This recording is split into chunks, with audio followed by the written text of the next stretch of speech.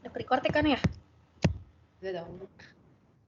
Oke, jadi hari ini tanggal 22 Juli di Black Bandana Interior Podcast kita bakal ngebahas topik interior design as a business. Jadi ada beberapa subtopik yang bakal kita cover, nanti bakal bergantian dibawainnya. Yang pertama itu nanti ada Nagata boleh kasih tahu bakal bahas subtopik apa. Oke, buat yang pertama nih kita bakal ngebahas tentang business formation sama marketing method. Setelah itu bakal dilanjutin sama Fredrik. Boleh dijelasin, Fred, apa topiknya yang bakal lo bawain? Yang bakal gue bawain tuh yang tentang kontrak sama revenue design interior. Terus selanjutnya itu ada Aisyah. Nama gue Aisyah dan gue akan ngebahas tentang legal issues dalam interior design.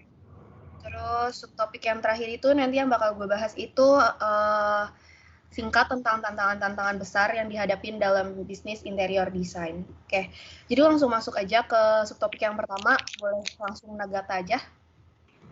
Oke. Nah, business formation di interior ini kan kita ngebahasnya kan. Nah, kalau sepengetahuan gue nih, business formation itu tuh ada beberapa jenis. Misalnya kayak yang satu itu ke pribadi, yang satunya lagi sama kolega bisnis, teman bisnis gitu. Nah, jadi adanya business formation ini tuh menurut gue tuh kayak buat kayak ada hukum yang mengikat dua pihak atau satu pihak dalam ketika melakukan pekerjaan interior. Jadi kalau misalnya kayak buat dua orang yang kerja di desain itu tuh jadi nggak ada yang kesalahpahaman atau kayak oh gue kerja di sini kayaknya gue lebih banyak effortnya atau gimana. Jadi semuanya tuh udah ada hukumnya gitu loh, udah ada base di legalnya gitu. Kalau menurut kalian gimana? Gue mau nanya dong, Tak. Menurut gue kan masih asing nih kan yang namanya business formation ini. Lu kayak bisa jelasin gak sih kayak lebih ke kontekstual sebenarnya kayak business formation itu tuh apa sih? Kayak dengan bahasa yang bisa gue ngerti gitu.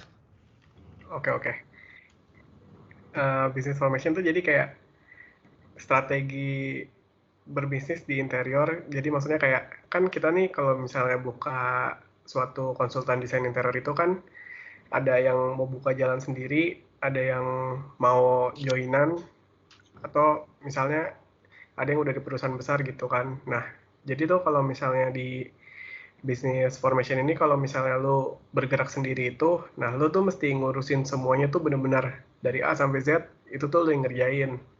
Kalau misalnya lu berpartner gitu, itu lu bisa bagi tugas, misalnya ada yang bagian ngedesain, ada yang marketing, ada yang ngeborong, segala macam.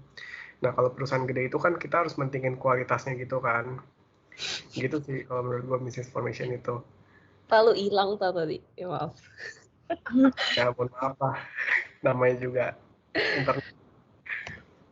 Mungkin gampangnya kalau supaya di ngertiin itu ibaratnya pembagian tugas kali ya. Kalau namanya di perusahaan itu kan pasti harus ada, ya kita kayak kerja kelompok aja gitu, namanya harus ada kayak bagi tugas, si ini pegang bagian ini, si ini pegang bagian ini, supaya nanti nggak, maksudnya biar seadil mungkin gimana. Tapi mungkin kalau dalam bisnis itu harus ada ya hitam di atas putihnya lah untuk pembagian tugasnya, mungkin kayak gitu kali ya, Tak. Nah iya, jadi maksudnya supaya nggak ada kesalahpahaman antar partnernya gitu. Berarti kayak struktur dasar gitu lah ya istilah kasarnya. Ya. Dalam suatu bisnis. I see. Menarik aja. Lu ada pertanyaan nggak? Udah jelas sih tadi Nagata jelasinnya. Yang benar. Udah sih, nggak tahu mau nanya apa. Oke, kalau gitu doang dah. Langsung itu udah itu satu segmen.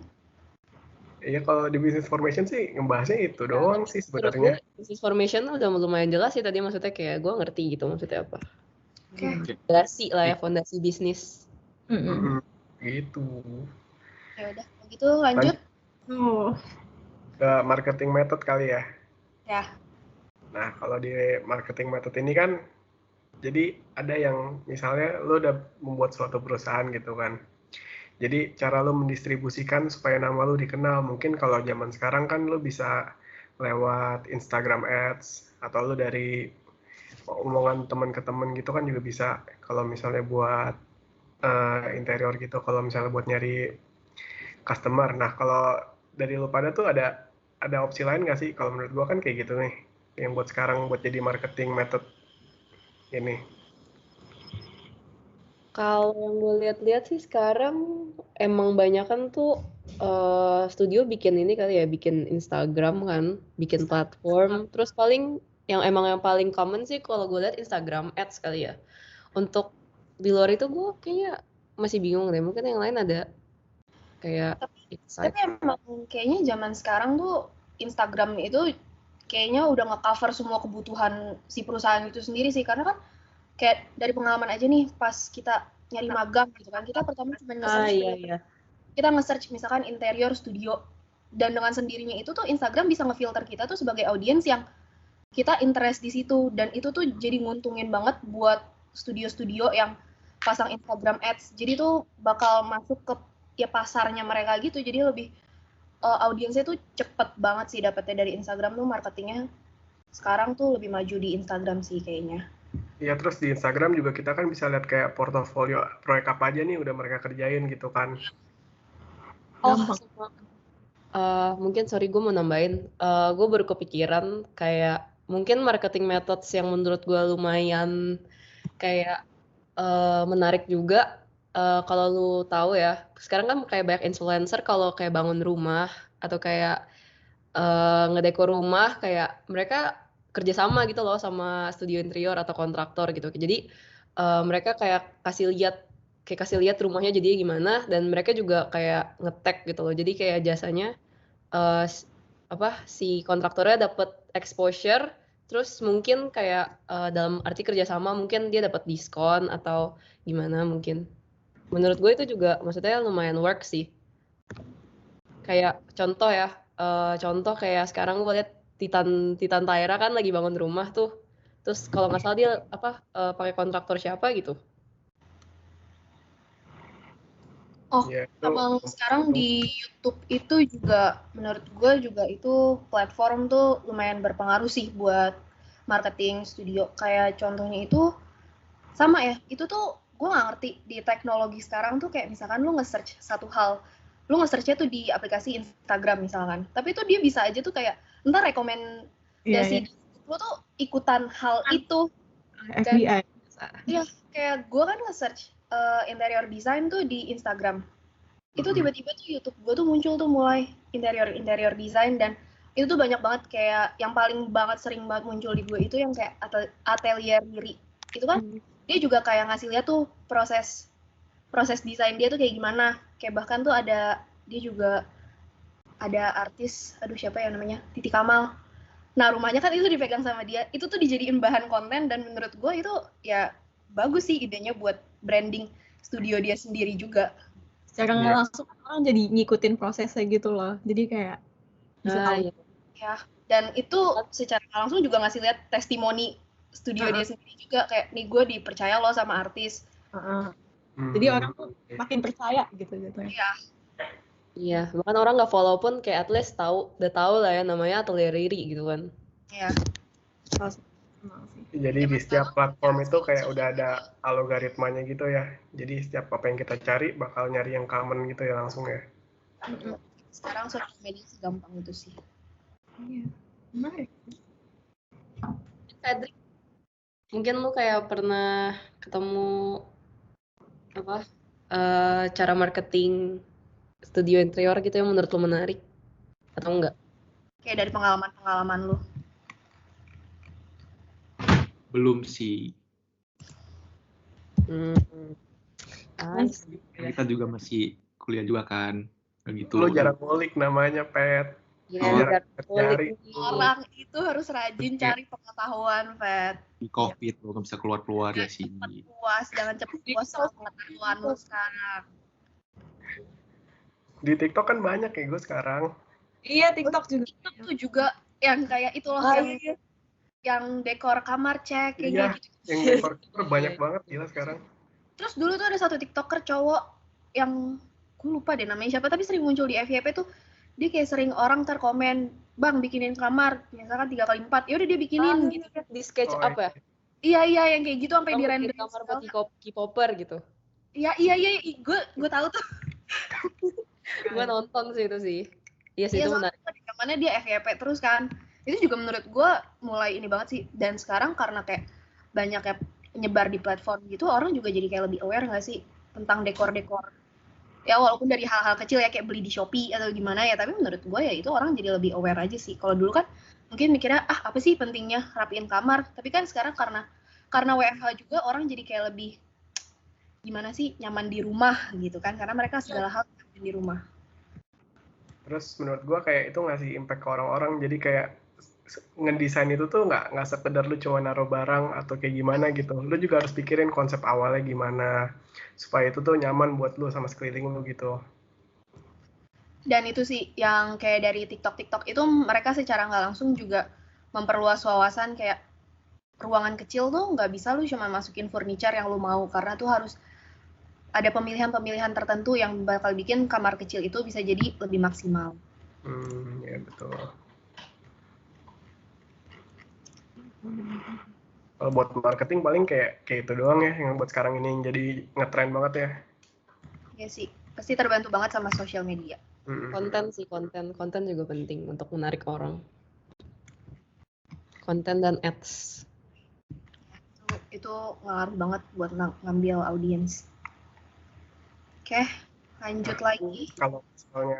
Kalau misalnya udah ngebahas nih, kita kan masalah business formation sama marketing nih. Kan dari itu kan pasti ada sesuatu yang mengikatkan. Nah, coba Fet bisa bantu jelasin nggak sih kontrak tuh kayak gimana? Nih, dari pemahaman gue yang kontrak, jadi itu kontrak tuh kayak bekerjanya jadi kayak apa ya? Kalau misalnya misalnya ada project nih, klien sama desain interior, itu tuh kayak pegangannya gitu loh, ngerti gak sih? Yang kayak kalau misalnya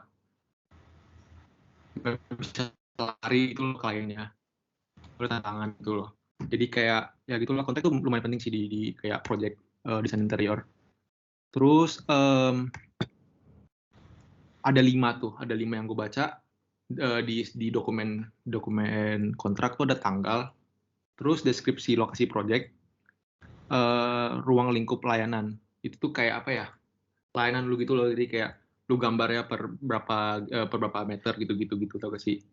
Terus juga bisa kayak misalnya lu jualin furniture apa gitu juga lu bisa masukin ke ruang lingkup layanan. Lalu yang keempat tuh biaya dan harga. Itu kayak total harganya gitu, layanan, jasa, gambarnya semua bla bla bla gitu kan. Terakhir tanda tangan klien dari pihak yang dituntut gitu. Dan desain interior. Gitu sih kontrak. By the way, kontrak tuh kayak emang harus urutannya kayak gitu secara general, atau maksudnya kayak ya suka-suka kita, maksudnya kayak kontraknya mau dalam bentuk apa gitu? Kontrak tuh pokoknya dia tuh udah kasih 5 elemen itu yang harus penting, yang pokoknya yang harus ada di dalam kontraknya itu loh. Jadi kayak nggak mau, kayak udah pasti harus ada tanggal, lokasi, sama biaya dan layanan. Dan paling penting tuh tantangannya, itu paling penting. Sebentar deh, kontrak tuh yang waktu kita bikin pas tugas kemarin bukan sih?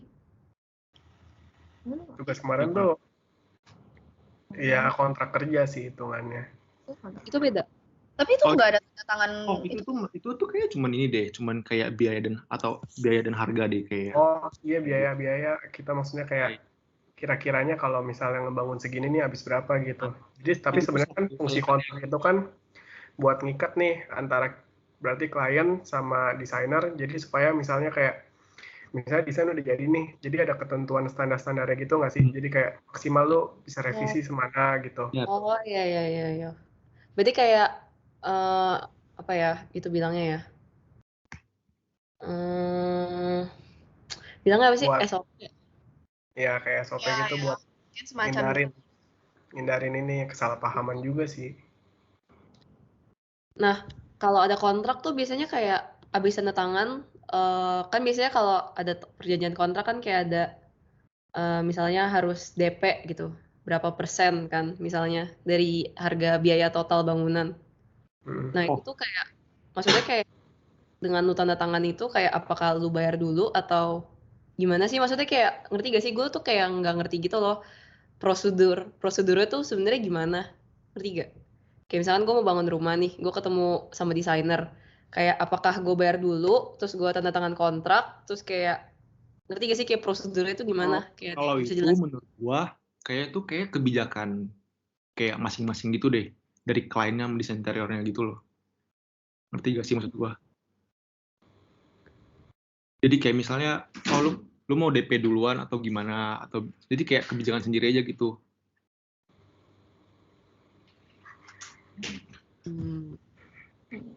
Tapi kalau seandainya kayak let's say gue maksudnya kayak gue baru nih gue baru fresh graduate, gue mau bikin, maksudnya kayak gue bikin studio sendiri.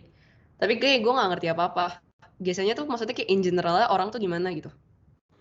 Ada yang bisa jelasin nggak mungkin?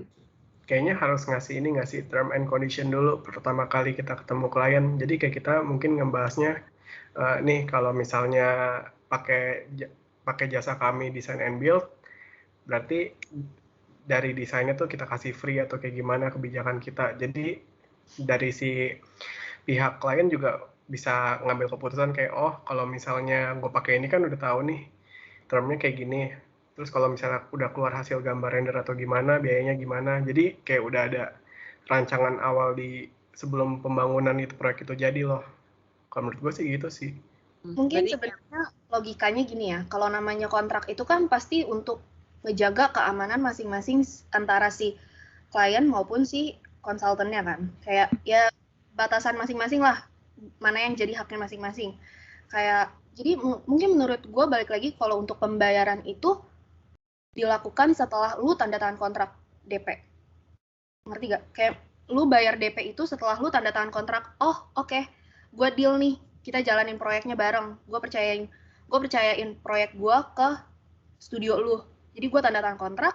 Ya mungkin di kontrak itu juga tertulis ya gue harus DP sekian persen dan nanti pelunasannya itu mungkin pas desain udah jadi berapa persen atau nanti harus 100% baru pelunasan. Mungkin kayak gitu. Karena kan balik lagi gunanya kontrak itu kan buat ngejaga konsumen sama si ya yang menawarkan jasanya itu supaya maksudnya ya kalau misalkan ada sesuatu yang nggak diharapkan terjadi ya itu bisa dibawa ke jalur hukum mungkin kan kayak gitu. Jadi ya balik lagi itu buat jaga keamanan jadi mungkin uang itu dikeluarkan setelah kontrak itu udah berlaku dan berjalan gitu.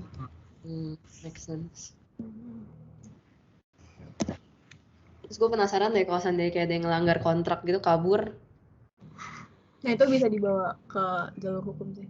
Ya kayaknya itu balik lagi kayak tergantung ke kontraknya deh, kayak misalkan lu mau apa itu nggak diatur kontrak ya, tapi gue nggak ngerti juga sih. Ya nggak sih kalau seandainya lu kayak ngeliat kontraknya terus lu tanda tangan, ngerti gak sih kayak apakah gue dipenjara, apakah gue didenda, apakah gue diapakan? Gue juga penasaran sih. Makanya mungkin pas di awal kayak kita tulis nih ada hukumnya itu loh yang melindungi kita kayak mungkin pasal apa gitu. Jadi kayak kedua belah pihak tuh sama-sama tahu gitu. Mungkin Pak Bambang kalau mendengar podcast ini tolong dijawab ya Pak Bambang itu gimana nih? Ya, kita awam banget nih Pak. Masih awam banget ya. Kerja Pak. Udah lumayan jelas sih gue yang soal kontrak. Kontrak juga oke sih, gue udah paham gitu kurang lebihnya garis besarannya tuh mesti gimana dulunya udah kebayang sih. Oh lanjut. Dari kontrak kita bahas apa nih? Dari kontrak ya mirip juga sih, kayak gue mau bahas tentang yang hukumnya gitu, legal issues. Jadi tuh kayak hukum tuh penting banget. Gue dulu deh, revenue dulu deh kayaknya. Wah belum. Terlalu semangat nih kayaknya. Kalau revenue atau kata lainnya pendapatan lah ya. Jadi itu pendapatannya bentar. Menarik nih pendapatan. Kalau misalnya kayak jasa desain interior yang buat rumah, itu tuh bisa dua kayaknya setahu gue. Buat pendapatannya dari jasa gambar, sama yang kedua tuh biaya furniture yang lu beli. Jadi kayak misalnya gue desain interior nih, misalnya Nagata mau klien gue kayak nawarin apa-apa aja gitu furniture-nya kan. Nah itu bisa jadi kayak ntar gue tambahin harganya berapa, ntar lu bayar gue dapat dari sana gitu, ngerti gak sih? Oh jatuhnya jadi kayak reseller. Iya. Terus secara garis besar sih kayak gitu sih semua kayak mau retail kayak mau office kayak gitu juga sih. Kan Sebentar deh, furniture gue lumayan mau gede kan, dibutuhkan kan. kakak Terus gue kayak Kenapa Nicole? Interupsi, Enggak, sabar gue Pep. tadi kan lu bilang ada dua, Oh. maksudnya ada dua cara kan, bisa lewat jasa gambar sama furniture. Itu maksudnya kayak biasanya orang ngecharge dua-duanya atau salah satu, ngerti gak? Kayak maksud lu bisa dua tuh, kayak orang ngecharge gambar kerja, tapi habis itu dia ngecharge furniture lagi, atau satu-satu. harusnya gabung deh, Mungkin sih? berarti langsung dua-duanya gitu. langsung dua-duanya ya. Oke, sorry, kita lanjut. Mungkin kayak waktu itu yang kita bikin tuh yang di tugas yang ada fee-nya itu yang berapa persen dari bla bla bla bla. Ingat gak? Iya. Tapi itu kan bukan job test kita waktu itu ya. Enggak sih? Nggak tahu. Maaf, Mbak, saya lupa. Lanjut, Feb. Terus bentar, ini gue agak bingung deh yang dia bilang. Jadi kayak ada furniture retail furniture yang jual-jual kayak perabotan. Mereka tuh jual barang perabotan kan. Mereka tuh bisa kasih kalau misalnya lu udah jual mereka tuh bisa keluarin jasa yang kayak gratis desain interior. Gua ngerti sih kenapa gitu dikasih kayak gratis gitu. Itu gue masih paham deh. Kayak maksudnya tergantung studio nggak sih? Kayak maksudnya dia mau ngecharge di mana? Tapi kayak to start with dia tuh kayak udah jual furniture gitu. Dia tuh spesialisnya di furniture gitu. Ya udah berarti mungkin emang dia ngambil untungnya cuma dari furniture-nya aja gitu, jasanya ya gratis. Iya, kayak lebih gede ya di furniture kayak ya. Soalnya setahu gue ya, pengetahuan gue tuh lu misalkan sebagai konsultan interior atau kayak jasa studio interior emang bisa dua caranya tadi bener. Kayak lu bisa per meter persegi. Jadi jasanya sesuai kayak gambar kerja gitu, gambar denah. Per meter persegi. Jadi misalkan kayak lu pasang tarif, let's say kayak anggaplah misalkan 1 juta gitu per meter persegi. Bisa juga misalnya ini untuk kayak bangunan yang lebih gede, misalnya kan kayak mall atau yang lebih, maksudnya kayak lebih gede lah istilahnya. Itu kan bisa MM-an tuh. Lu bisa ambil persenan dari semua total konstruksi yang keluar. Jadi misalnya kayak oke, ini bangunan semuanya dari desain sampai jasa sampai kontraktor itu 3M. Ya udah lu bisa ambil, misalkan kayak ambillah berapa persen gitu dari 3M itu. Mungkin kayak 5%, 1%. Tergantung sih persennya dari berapa gedenya juga. 1% sih gitu. berapa ya? 20 juta nggak sih? 1%? 3M.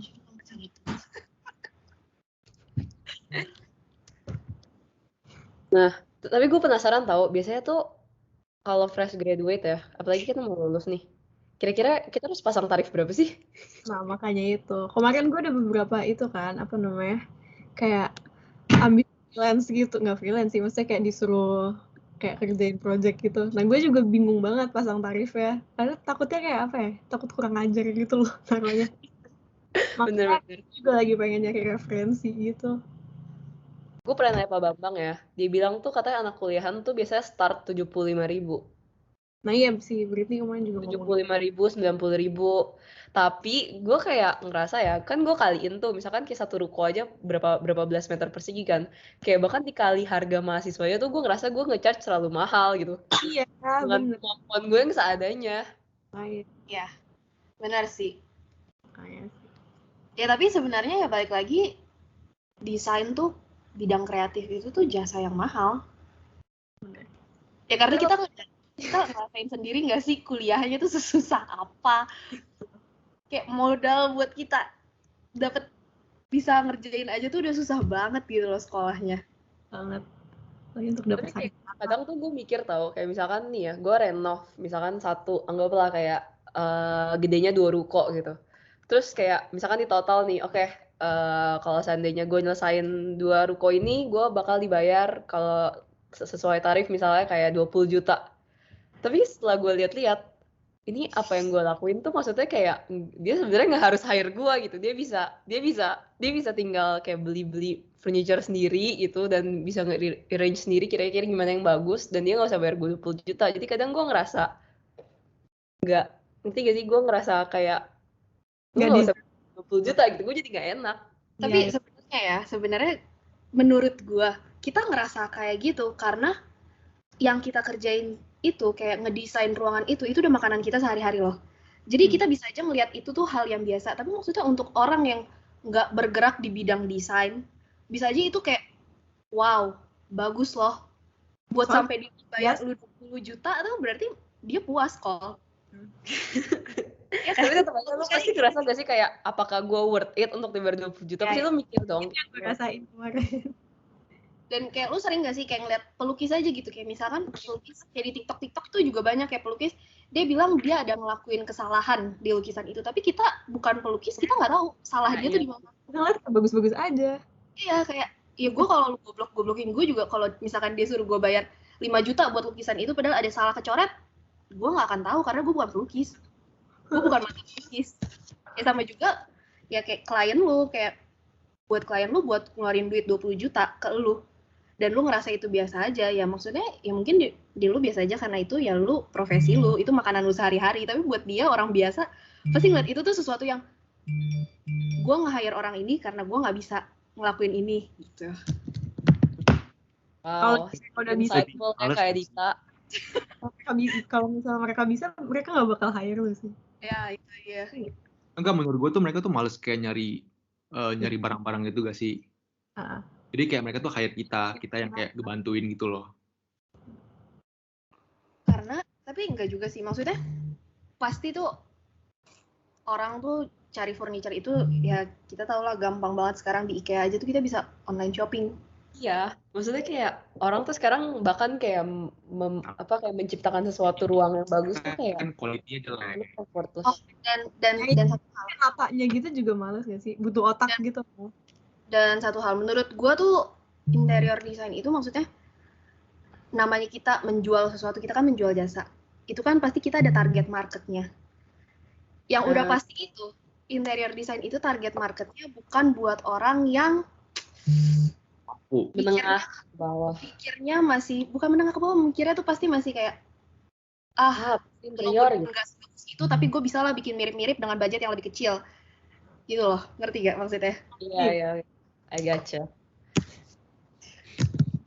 Jadi maksudnya ya kalau misalkan mereka udah decide untuk mencari desain konsultan buat nyari desain interior, ya karena mereka juga entah apapun hasilnya, misalkan mereka mau pakai, maksudnya mereka pengen beli furniture sendiri ya bisa, tapi maksudnya dengan mereka nyari interior designer ya berarti mereka udah punya budget dan ya udah mereka siap gitu dengan hasilnya. Betul. Guys. Bener. Sangat insightful kayak Dita. Makasih loh. Pak Bambang nggak saya lebih.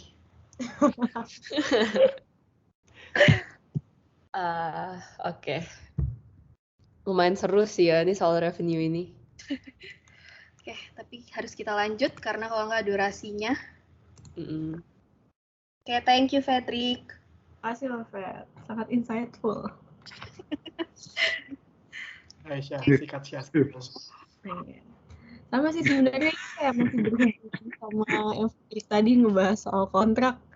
Jadi itu kayak tentang hukum tuh penting banget di bisnis gitu. Kayak khususnya di interior design juga ya penting banget. Karena kan yang tadi seperti yang si Fedrik udah bilang kayak kita tuh butuh kontrak gitu kan kayak sebelum kayak ngejalanin proyek. Jadi kontrak itu tuh antara si desainernya sama si kliennya. Jadi kayak kalau misalnya pelanggaran dari kontrak itu bisa ngebawa desainernya ke ranah hukum, kayak ke desainernya atau si studio interiornya. Nah kalau misalnya udah kayak kena jalur hukum itu bisa ngerusak banget reputasi. Nah terus kayak hal-hal lain yang bisa ngebawa ke jalur hukum tuh selain dari pelanggaran kontrak tuh kelalaian dari desainernya. Jadi misalnya kayak kesalahan pada gambar kerja. Jadi misalnya desainernya tuh bikin gambar kerja ada ngaco dikit. Nah terus kan kalau misalnya dari gambar kerja itu salah kan bisa kayak beruntut gitu masalahnya jadi banyak. Jadi misalnya kayak nanti pas udah dibikin gini ternyata ada salah gitu detailnya. Nah kan ujung-ujungnya bisa ngulang lagi, nambah biaya lagi. Terus juga kalau misalnya ada kesalahan pada pembuatan gitu kan bisa jadi misalnya nih lagi bikin interior atau kayak furniture untuk bisnis gitu, misalnya buat toko. Nah gara-gara kesalahan itu kan nanti tokonya bisa kayak misalnya mau openingnya tanggal sekian, nanti gara-gara itu bisa jadi telat gitu. Nah itu kan bisa bikin kerugiannya tuh jauh lebih gitu. Nah kayak gini tuh bisa apa namanya? Sebenarnya nggak harus dibawa ke ranah hukum sih, tapi bisa diselesaikan secara kekeluargaan. Tapi juga kalau misalnya emang ngerugiin banget tuh si klien kita bisa bawa lawyer atau apa. Jadi ya jadi ribet deh. Gitu sih. Jadi sebenarnya kayak kesepakatan di awal kalau seandainya kayak istilahnya lo kayak gini, akan lo kok ada begini? cepet ngelup. Nagata ya? Nagata tolong mikrofonnya. Mohon maaf. Nagata hilang tak tuh gambarnya ya, ngumpet. Iya. Gimana kalau tadi? Jadi istilahnya kayak itu sebenarnya mirip-mirip gak sih sama kontrak? Iya mirip. Kayak maksudnya kayak lu udah tentuin gitu dari awal. Oke, nanti kalau seandainya lu ada error kayak gini, lu akan apa gitu. Dan kalau seandainya kayak gini, lu harus apa? Gua harus apa? Nah, gue mau cerita nih, ini gue ngalamin sendiri ya. Ini jujur kesel banget. Jadi dulu gue renov rumah nih. Gue renov rumah. Terus waktu itu ini dampak dari nggak ada tanda tangan kontrak atau apapun ya. Jadi gue renov rumah. Ya pasti kan sebelum kita renov rumah tuh pasti ada diskusi tentang budget, butuh budget berapa. Dan maksudnya kita tuh butuh waktu tuh nyelesain satu rumah ini tuh berapa gitu kan. Butuh waktunya berapa lama. Ya karena nyatanya juga gue selama rumah ini direnov kan gue juga harus ngungsi gitu. Gue harus ngontrak gitu kan. Ya dan gue harus cari kontrakan yang misalkan gue bilang di awalnya itu si tukangnya ini tuh bilang, oke, 3 bulan selesai. Ya udah dong, gue cari kontrakan 3 bulan. Habis itu gue udah ketemu nih, gue pindah lah. Seiring berjalannya waktu, ini selama kerja ini nih, gue nggak ada tanda tangan apapun, gue nggak punya kontrak apapun. Pokoknya cuma perjanjian ngobrol gini. Terus waktu itu dia juga bilang, ya perkiraan budget misalkan keluar, anggaplah misalkan 50 juta gitu kan. Dan ya akhirnya disiapin lah dana nih, tapi kita juga udah tahu pasti ada dana-dana darurat lah gitu kan. Kita siapin 2 kali lipatnya. Tapi nyatanya udah 3 bulan rumah gua nggak selesai. Udah nih, itu udah marah-marah kayak ini gimana sih, ini masih belum selesai. Gue nggak ngerti, mungkin karena dia digituin dia jadi kayak pengen ngebut kerjaannya atau gimana ya. Jadi itu tuh dampaknya itu panjang banget. Pertama gue harus perpanjang kontrakan rumah. Itu kan udah keluar duit berapa juta lagi kan. Terus abis itu juga tiap hari gue harus bayar tukang loh, makan apa segala macam. Itu aja udah pengeluarannya tuh udah bengkak banget. Dan karena mungkin dia ngerasa dia diburu-buruin atau apa gitu ya.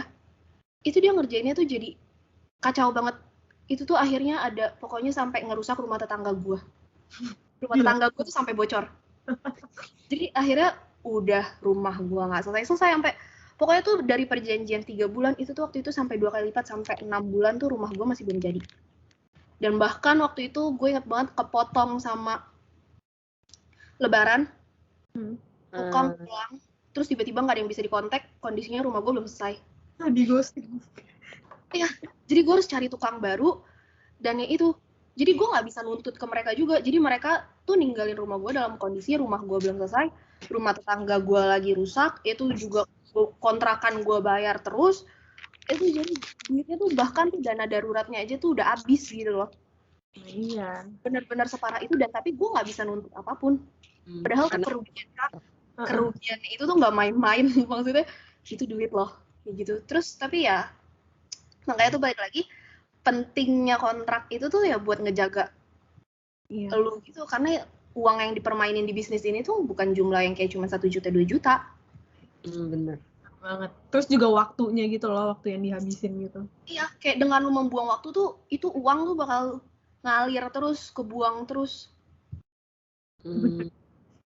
Tapi maksudnya kayak lu akan kaget sih kalau denger berapa banyaknya kasus kontraktor ngilang. Itu. Kayak sebanyak itu loh, maksudnya kayak kasus kontraktor ngilang, kerja nggak bener, terus ngilang, itu kayak banyak banget. Jadi kayak gue nggak kaget sih denger cerita lu sejujurnya. Iya, kayak bener-bener itu parah banget sih. Dan bahkan kemarin ini tuh kayak udah mau lebaran selanjutnya nih. Jadi kan dia pergi, misalkan dia lebaran 2019. Bisa-bisanya lebaran 2020 dia nelfon bapak gue nagih sisa yang belum dibayar. Gila gak? Kayak lu yang hilang gitu. Iya.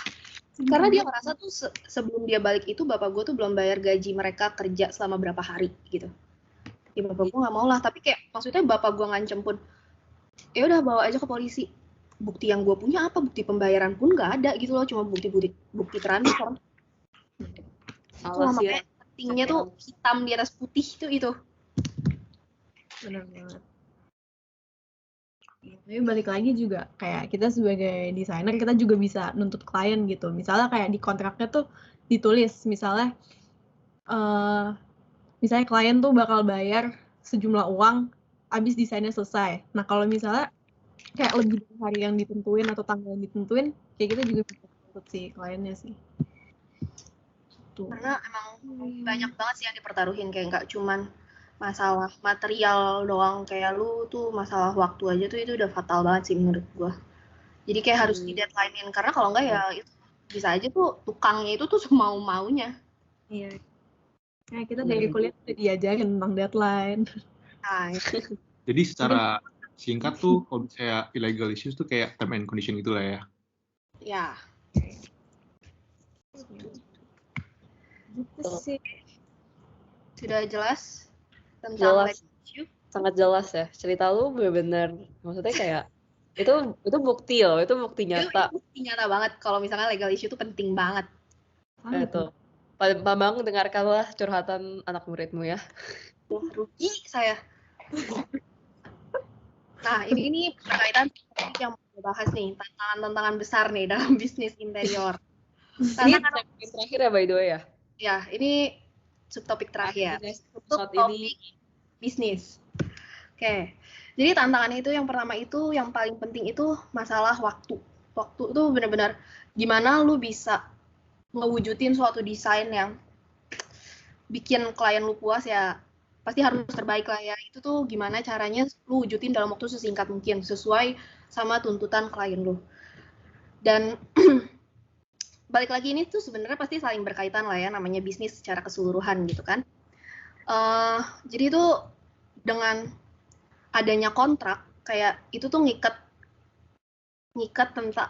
kayak waktu yang dibutuhin tuh berapa. Kayak misalkan gue sebagai desain konsultan, gue bilang gue butuh waktu 1 tahun misalkan kayak gitu. Terus misalkan si klien gue nuntut nih 2 bulan, loh yang nggak bisa. Kita akhirnya mungkin dengan diskusi sebelum tanda tangan kontrak itu ya, kita bisa diskusi dulu, akhirnya ambil jalan tengah misalkan 1/2 tahun. Ya oke, kalau misalkan kita udah tanda tangan, ya mau gimana pun begitu 2 bulan si klien nuntut pun untuk hasilnya selesai ya nggak bisa dong, karena kan emang di kontrak itu udah tertulis kayak gitu. Nah terus desain interior ini tuh sebenarnya itu banyak yang masyarakat itu anggap bukan suatu kebutuhan, bukan jasa kebutuhan. Jadi sering banget nih dipandang sebelah mata gitu kan. Mungkin kalau misalkan lu kontraktor, lu misalkan teknik sipil, lu arsitek, mungkin itu masih dianggap sebagai kebutuhan karena itu perhitungan.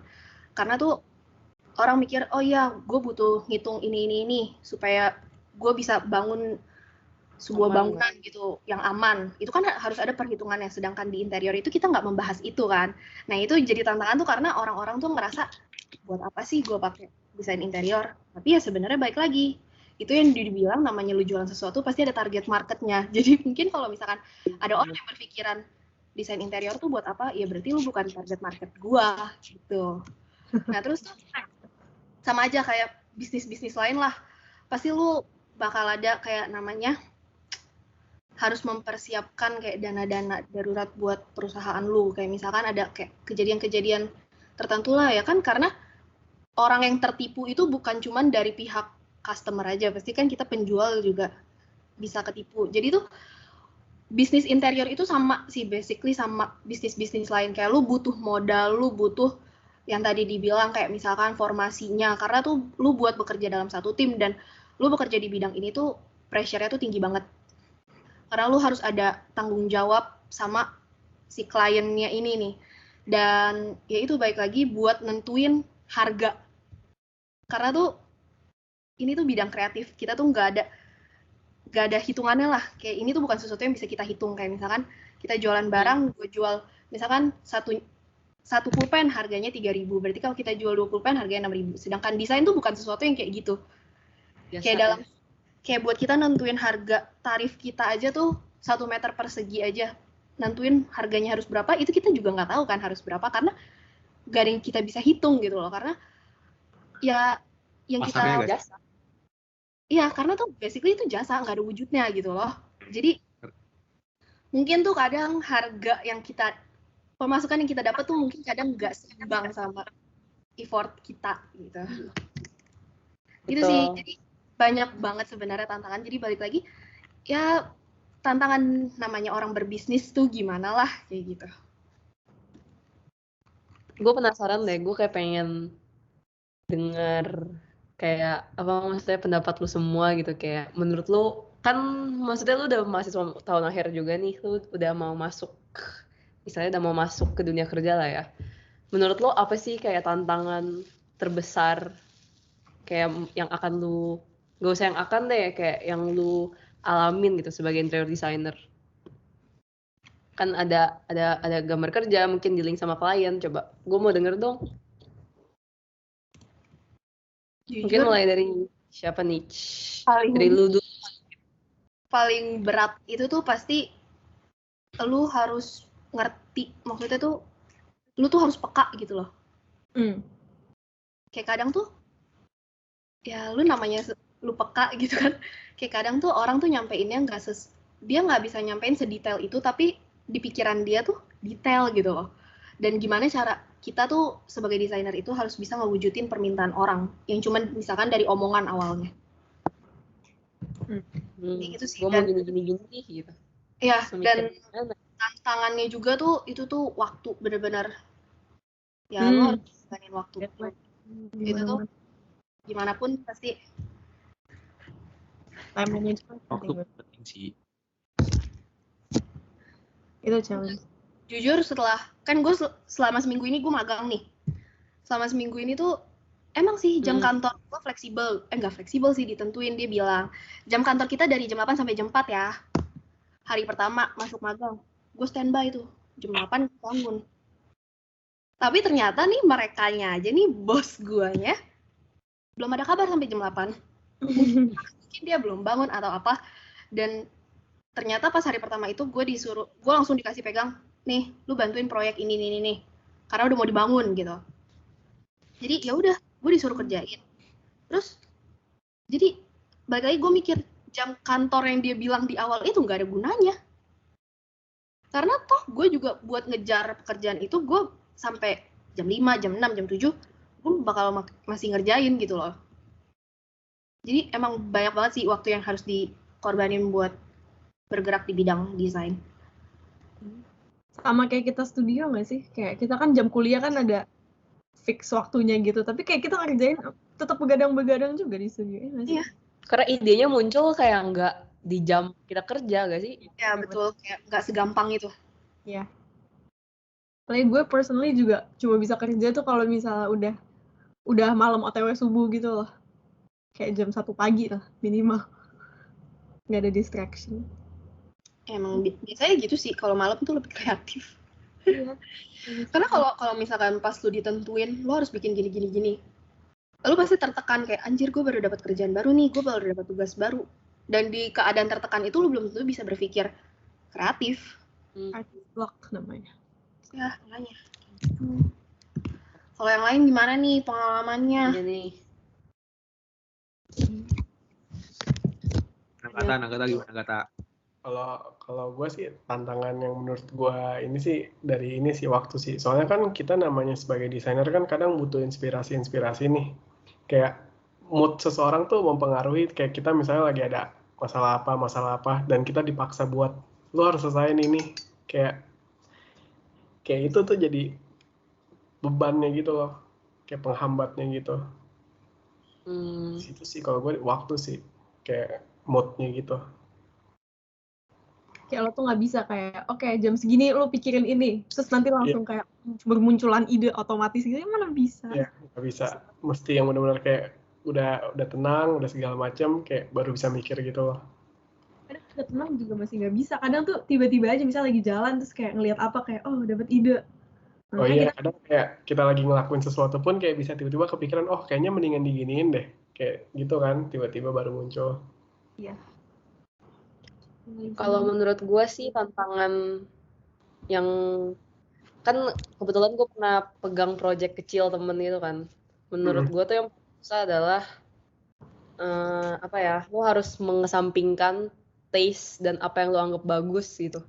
Karena ini proyek punya kliennya gitu, bukan punya lo. Pasti ada dong kayak di pikiran lo, oke, ini bagusnya kayak gini. Pokoknya di pikiran gue kayak gini bagus gitu.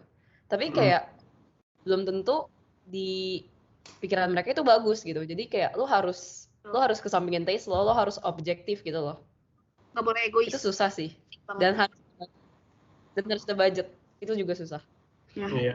Tentuin material, apa yang mau dipakai gitu. Itu benar-benar mempengaruhi banget sih ke desain lo yang udah lo buat. Sering banget loh. Bahkan tuh kadang kayak lu masalah budget ya. Kan kalau misalkan kita tuh pasti nyari alternatif yang termurah, tapi bahkan tuh nyatanya pada dunia kenyataan di dunia kerja, lu bakal bertemu sama klien yang begitu kita udah propose nih, kita materialnya pakai ini aja karena lebih murah, dia bisa nolak loh. Dia bilang enggak, gue nggak mau, gue maunya pakai material yang pertama dan itu lebih mahal. Dan ya kita nggak bisa bilang nggak bisa, kita tetap pakai yang murah aja, ya nggak bisa karena toh itu udah uang dia yang berbicara. Iya. Gimana pun nurutin maunya klien tuh apa? Raja. Ya itu benar. Pelanggan adalah raja sih. Ada budget, belum tentu sesuai keinginan dia. Paling males kalau budgetnya misalnya pas-pasan tapi kayak maunya tuh kayak ya pakai budget sih. Itu harus muter otak banget tuh. Banget. Apalagi nyari alternatif material tuh benar-benar bikin pusing tau gak sih? Ya, karena kayak gimana nih kita, misalkan dia pengen desainnya, saya pengen desainnya konsepnya mewah, misalkan elegan, apa segala macam, tapi budget saya cuma segini. Gimana gitu? Itu kan berarti tinggal permainan ilusi lu, entah lu main di lighting, entah lu main di material, ya gimana pun caranya, supaya lu bisa ngewujudin kesan mewah tapi murah.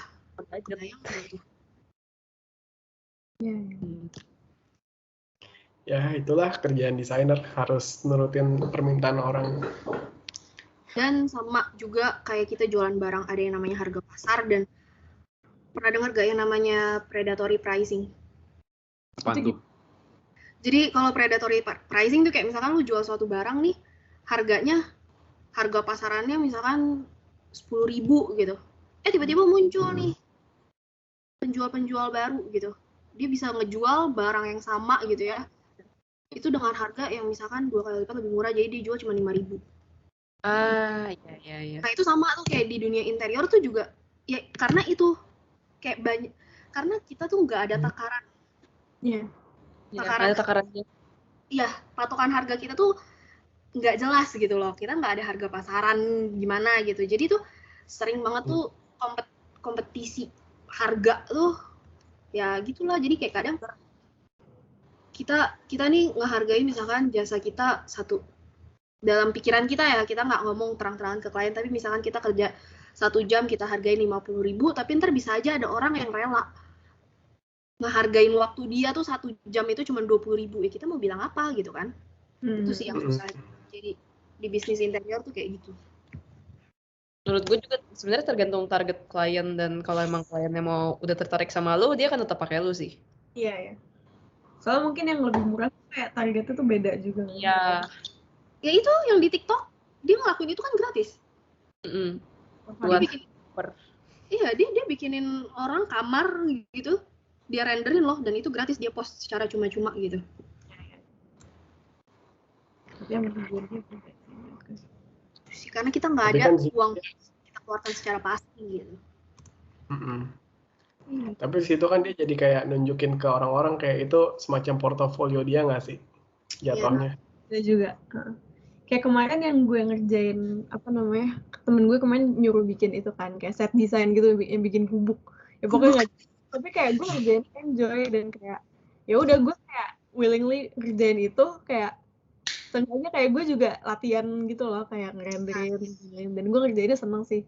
Dan gue bayarnya seikhlasnya, karena jujur gue juga mau ngasih rate juga. Pertama itu temen gue, maksudnya kayak ya maksudnya harga temen, maksudnya kita harus tetap ngasih rate sih. Cuma karena gue juga nggak tahu mau ngasih rate berapa dan kayak takut kurang ajar gitu, jadi kayak ya udah gue bilang aja kayak bayar seikhlasnya aja. Dan itu gubuk, kayak masa lu minta bayaran untuk sebuah gubuk, kayak lu ngerasain konyol gak sih? Iya sih, yang harga temen itu juga jadi tantangan loh di bisnis. Iya. Gak enak temen kayak kasih dong harga temen. Kadang kayak mungkin kita mau ngasih cuma kayak aduh. Ya, Gak enak gitu. Gue kan kerja juga nggak, gue kan juga butuh gitu loh. Lu sebagai teman lu malah harusnya support gak sih? Iya, benar. Itu dia. Iya, betul. Ini kalau ada teman-teman kita yang nonton, mungkin gak nih? Mohon maaf nih, kamera gue kayak mati dah. Iya, lu berhenti sih tak di gua. Lu kayak handphone gua baterainya habis sih. Lu kayak cuma diem doang gitu tak sambil tersenyum. Ya lu kayak foto gitu. Mohon maaf ya, ini tidak disengaja loh. Ini intermezzo lah, nggak apa-apa. Iya, mohon maaf ya. Biar nggak boring. Iya. Oke, kalau gitu selesai. Iya. Selesai dengan podcast kita. Desain selesai. Makasih banget loh untuk yang udah nonton dan dengerin kita sampai sini. Sangat insightful ya. Semoga mendapatkan insight-insight baru. Jarang loh kita ngobrol-ngobrol beneran ada isinya, guys. Iya. Kita kalau ngobrol nggak ada isinya, bercanda ketawa. Tanpa bangun. Ya dah. Nanti kita ada episode 2 juga kali ya. Itu jangan lupa didengerin juga itu episode 2-nya nanti. Iya, guys. Penutupannya. Ya udah. Terima kasih ya. Kalau bermanfaat boleh di like, subscribe juga ya. Like, comment, dan jangan lupa nilai bagus ya Pak Bambang. Iya, semoga kita dapat sponsor. Yang penting. Siapa tahu kita sukses kan bikin podcast. Iya, Pak. Bukat berarti jadi interior design, kita jadi kayak Deddy Corbuzier doang. Udah jangan kelihatan ngomong lalu gitu. Dadah. Oke, bye-bye.